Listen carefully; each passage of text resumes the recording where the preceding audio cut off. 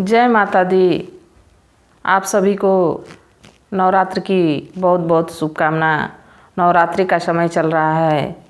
आज माँ का 7वां दिन है और देखिए माँ की कृपा की एक कहानी मैं सुनाने जा रही हूँ।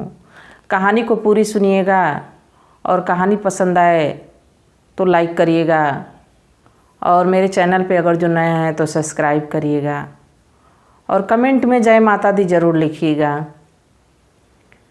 देखिए एक कहानी एक गरीब औरत की है जिसका पति भी नहीं था।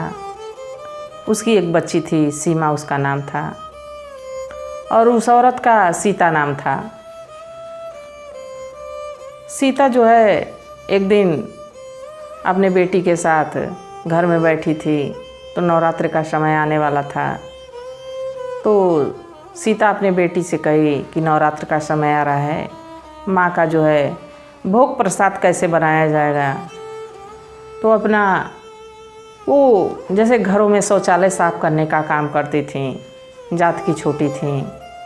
बाकी देखिए श्रद्धा और माँ और प्रभु जो हैं ये जाति पात पूछ के नहीं आते हैं, अनादर्शन देते हैं।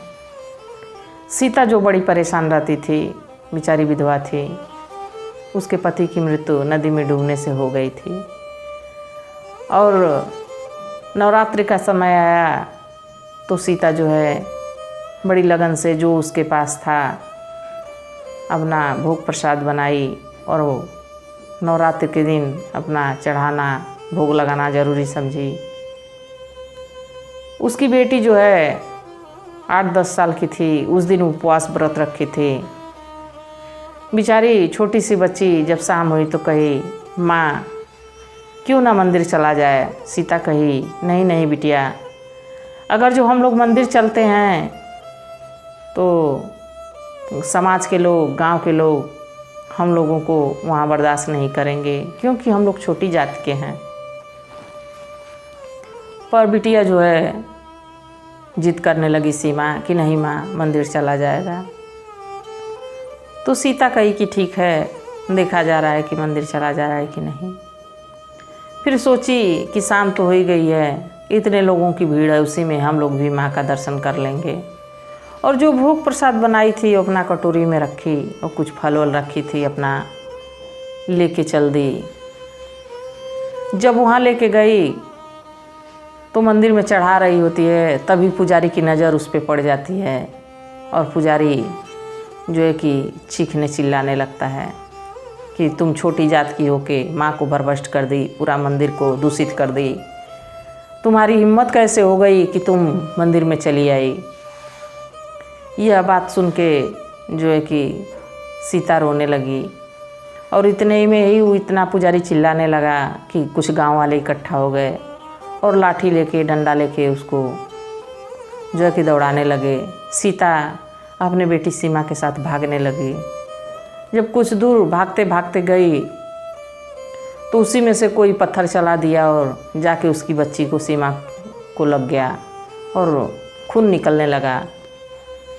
और उस खून का कुछ कतरा ज़मीन पे गिरा और जो है कि सीमा बेहोश होकर गिर गई वहीं पे। तो सीता रुक के अपना आंचल फाड़ी और फाड़ के उसको बांध दी। देखिए माँ के भक्त होते हैं, उन पे कष्ट तो बहुत आते हैं, क्योंकि सच पे बहुत ज़्यादा सच की परीक्षा होती है। उसको जब मार दिए लोग, ज़मीन पे गिर गई तो उधर चारों तरफ से घेर लिए उसको, क्योंकि सीता वहीं रुक गई अपने बच्ची के साथ। चारों तरफ से पुजारी घेर लिए और सोचे कि डंडे उठा के उसको मारूं। जैसे डंडा लोग उठाए, डंडे में आग जलने लगी और उधर तेज़ से आंधी आ गई और मंदिर का कपाट अपने से बंद होने लगा और घंटिया की आवाज़ भी नहीं आ रही थी। तभी लोग मंदिर की तरफ जब देखे तो कहे, अरे भाई, अरे पुजारी जी, ये तो मंदिर का कपाट अपने से बंद हो रहा है, ये तो लग रहा है कोई अनहोनी हो रही है। तो पुजारी जी कहते हैं, सब इसी औरत के कारण हुआ है। ये औरत छोटी जात की है, जाके माँ को छू दी है, माँ का मंदिर अपवित्र कर दी है, इसलिए ऐसा हो रहा है। देखिए उसके छूने से माँ का ये दशा नहीं हुआ। माँ को तो क्रोध आ गया कि मेरी इतनी बड़ी भक्त जो बिना पूजा पाठ किए एक दाना नहीं खाती है, उसके पे इतनी बड़ी विपत्ति आ गई, ये लोग मार दिए। तो पुजारी जी और वो सारे लोग अब उसको वहीं छोड़ दिए, सीता को और उसकी बच्ची को, और दौड़ के मंदिर में गए। मंदिर का कपाट जैसे खोलना चाहे लोग, जैसे कपाट को छुए, दरवाजे को छुए, वैसे आग जलने लगी। पुजारी जी पीछे हट गए, कहे ये तो बहुत बड़ा कोप है माँ का, माँ गुस्सा हो गई हैं। फिर तब तक और लोग भी कोशिश किए कि खुल जाए दरवाज़ा, नहीं खुला दरवाज़ा। तभी सीता और उसकी बच्ची फिर पहुँचे मंदिर पे और कहे कि मैं दरवाज़ा खोल दूँ। पुजारी जी कहें कि नहीं नहीं, अब तो गंगा जल से धुलना पड़ेगा, तुम जो है मंदिर अपवित्र कर दी हो, माँ को दूषित कर दी हो, भाग जाओ यहाँ से। और डंडे जैसे उठाए वैसे माँ प्रकट हो गई। देखा कि कुछ उजाला जैसे एकदम आया और माँ प्रकट हो गई। तो पुजारी जो हाथ जोड़ के खड़ा हो गया, कहा कि माँ मुझसे ऐसी क्या गलती हो गई जो आप इस तरह मंदिर को अस्त व्यस्त कर दी। तो माँ तब तक देखे नज़र गई तो माँ का सिर फूटा हुआ था। माँ कहें कि मैं उस औरत के छूने से दूषित नहीं हुई हूँ, मैं तुम्हारी वजह से क्रोध में हूँ। तुम मेरे भक्त को मेरे पास आने से रोक रहे हो, मुझे भोग प्रसाद लगाने से रोक रहे हो, इसलिए मुझे बहुत गुस्सा है और मैं सब सर्वनाश कर दूँगी।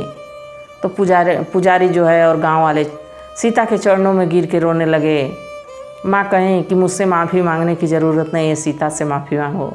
फिर वो लोग सीता से माफ़ी मांगे और माँ सबको दर्शन दी और अंतर्ध्यान हो गई। तो देखिए, जाति पाति इसमें नहीं होता है, इसमें पूजा पाठ मायने रखता है, भाव से पूजा होता है। माँ की अर्चना भाव से होती है, भाव है तो भगवान भी हैं। इसीलिए आप लोग भी मन लगा के माँ की पूजा करिए। इसी के साथ जय माता दी।